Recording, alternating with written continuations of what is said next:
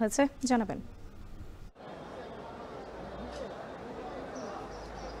রাত্রি জুলাই আগস্টের যে মামলা হয়েছে হত্যা চেষ্টা মামলা বিভিন্ন থানায় আদালতে অর্থাৎ নিম্ন আদালতে যে মামলাগুলো দায়ের করা হয়েছিল মূলত সেই মামলাগুলোতেই তাদেরকে বারবার আদালতে আনা হচ্ছে, তাদেরকে নতুন নতুন মামলায় গ্রেপ্তার দেখানো হচ্ছে। আজকে সাবেক মন্ত্রী এখানে এই হাসানুল হক ইনু, রাশেদ খান মেনন, জুনাইদ আহমেদ পলক, সাবেক মেয়র আতিকুল ইসলাম, পুলিশের সাবেক আইজিপি শহীদুল হক সহ এখানে 10 থেকে 11 জনকে আজকে আদালতে তোলা হয়েছে। তাদের মূলত যাত্রাবাড়ির ভাটারা থানার মামলাগুলোতে বেশি আজকে গ্রেপ্তার দেখানো হচ্ছে এবং ভাটারা থানার একটি হত্যা মামলায় মনির হোসেন নামের একজন যুবককে হত্যার মামলায় আজকে সাবেক মেয়র আতিকুল ইসলামকে রিমান্ড দিয়েছেন। 3 দিনের রিমান্ড মঞ্জুর করেছেন আদালত।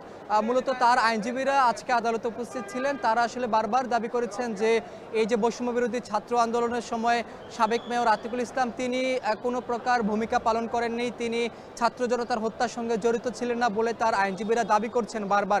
এবং তারা মূলত আজকে একটা কথা বলেছেন যে বৈষম্য বিরোধী ছাত্র আন্দোলনের পক্ষে মেয়র আতিকুল ছিলেন এবং আওয়ামী লীগের রাজনীতিতে তিনি মনোনয়ন নিয়ে নির্বাচন করায় তিনি বারবার তিনি এই মামলা খেয়েছেন, এই দাবিগুলো করেছেন। যদিও রাষ্ট্রপক্ষের আইনজীবীরা বলছেন এই দাবিগুলো একেবারেই মিথ্যা, কারণ তিনি এই যে ঢাকা উত্তর সিটি কর্পোরেশনের বিভিন্ন ইউনিটের নেতাকর্মীদের নিয়ে গুলশান, বনানী, বাড্ডা, ভাটারা এই জায়গাগুলোতে তিনি আন্দোলন দমনে তিনি প্রত্যক্ষ পরোক্ষভাবে ভূমিকা পালন করেছেন এবং আওয়ামী লীগকে তিনি উস্কে দিয়েছেন, মদত দিয়েছেন। এই বিষয়গুলো তিনি এই রাষ্ট্রপক্ষের যিনি আইনজীবী পাবলিক প্রসিকিউটর ওমর ফারুকি তিনি আদালতের কাছে এই কথাগুলো তুলে ধরেছেন। অর্থাৎ এখানে বিচারকও শুনছেন, তাদের যুক্তিতর্ক উপস্থাপন করছেন, রিমান্ডের পক্ষে এখানে রাষ্ট্রপক্ষের আইনজীবীরা কথা বলছেন এবং বিপক্ষে আসামিপক্ষের আইনজীবীরা তুলে ধরছেন।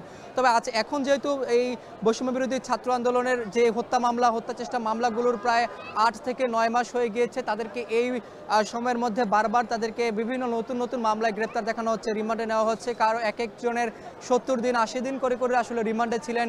এখানে জুনাইদ আহমেদ পলকের নামে 100টিরও বেশি মামলা হয়ে গিয়েছে, তারও একাধিকবার তিনি রিমান্ডে ছিলেন। এই ছিল আমার কাছে এখন পর্যন্ত আদালত থেকে সবশেষ খবর। আজ নিম্ন আদালতে নেওয়া হয়েছে হাসানুল হক ইনু, রাশেদ খান মেনন সহ বেশ কয়েকজনকে। এ নিয়ে বিস্তারিত জানাতে সিএমএম কোর্ট থেকে যুক্ত ছিলেন রাব্বি হোসেন। এখন বাণিজ্যে নিচ্ছে একটা